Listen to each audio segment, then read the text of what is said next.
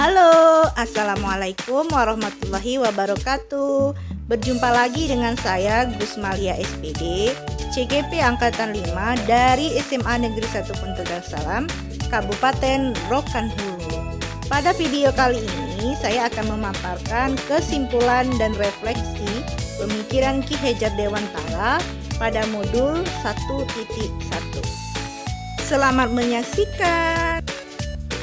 Baik, sebelum kita masuk dalam kesimpulan dan refleksi pemikiran Ki Hajar Dewantara, kita lihat dulu ada 3 pertanyaan pemantik untuk menjawab hal tersebut. Yang pertama, apa yang Anda percaya tentang murid dan pembelajaran di kelas sebelum Anda mempelajari modul 1.1? Yang kedua, apa yang berubah dari pemikiran atau perilaku Anda setelah mempelajari modul ini? Yang ketiga, apa yang dapat segera Anda terapkan yang lebih baik agar kelas Anda mencerminkan pemikiran Ki Hajar Dewantara?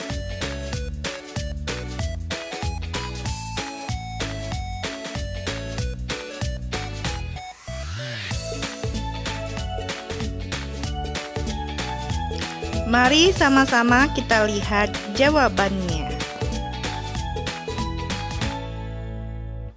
Yang saya percaya tentang murid dan pembelajaran di kelas sebelum mempelajari modul 1.1 yaitu: yang pertama, saya beranggapan tugas guru sebagai pendidik hanya untuk mentransferkan ilmu kepada anak didiknya, membuat anak yang tidak tahu menjadi tahu, anak yang sudah tahu menjadi lebih pintar lagi. Yang kedua, saya juga beranggapan bahwa mengajar itu hanya untuk sekedar pencapaian materi dan KKM saja, sehingga saya akan merasa gagal jika banyak anak didik saya yang tidak mengerti dan tidak tuntas. Yang ketiga, saya hanya fokus pada suasana kelas, gimana caranya supaya anak-anak itu tertib, disiplin, kemudian anak-anak tersebut bisa paham dengan apa yang telah saya ajarkan.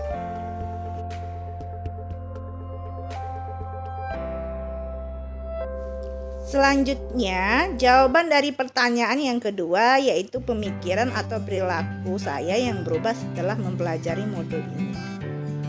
Pemikiran atau perilaku saya yang berubah setelah mempelajari modul 1.1 ini yaitu: yang pertama, saya jadi tahu bahwa mendidik bukan hanya sekedar membuat anak didik kita menjadi pintar. Karena kalau hanya sekedar pintar, serigala yang buas sekalipun kalau diajari pasti akan pintar. Tetapi arti mendidik di sini bagaimana caranya menanamkan nilai-nilai karakter serta budi pekerti yang baik yang memberikan kebahagiaan dan keselamatan kepada anak didik kita sebagai insan manusia dan bermasyarakat. Yang kedua, yaitu memberikan pembelajaran yang sesuai dengan kebutuhan anak didik kita. Misalnya pembelajarannya dekat dengan keadaan geografisnya, keadaan ekonominya, sosial dan budayanya. Dan juga pembelajaran yang berpusat kepada anak didik dengan memberikan stimulus pertanyaan yang menarik untuk dijawab sehingga anak didik lebih senang dan bahagia saat belajar.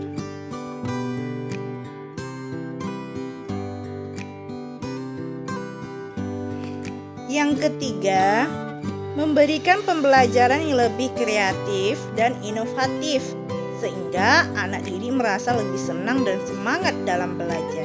Memberikan reward kepada anak didik agar lebih termotivasi, serta meniadakan punishment atau yang kita kenal dengan sebutan hukuman.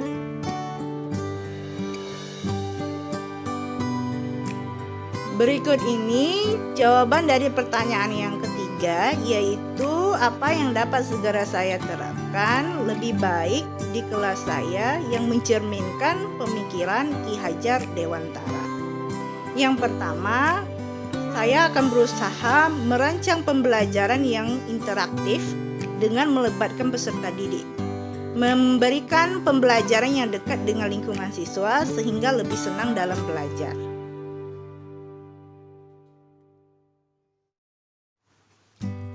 Yang kedua, yang bisa saya terapkan agar kelas saya mencerminkan pemikiran Ki Hajar Dewantara, yaitu mengaktifkan kembali kegiatan-kegiatan pembiasaan yang sempat terhenti oleh pandemi, seperti berbaris sebelum masuk kelas, kegiatan literasi, maupun menyanyikan salah satu lagu nasional.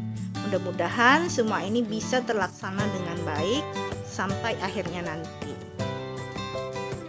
Demikianlah video singkat saya tentang kesimpulan dan refleksi pemikiran Ki Hajar Dewantara pada modul 1.1 calon guru penggerak angkatan 5 Kabupaten Lokatulu.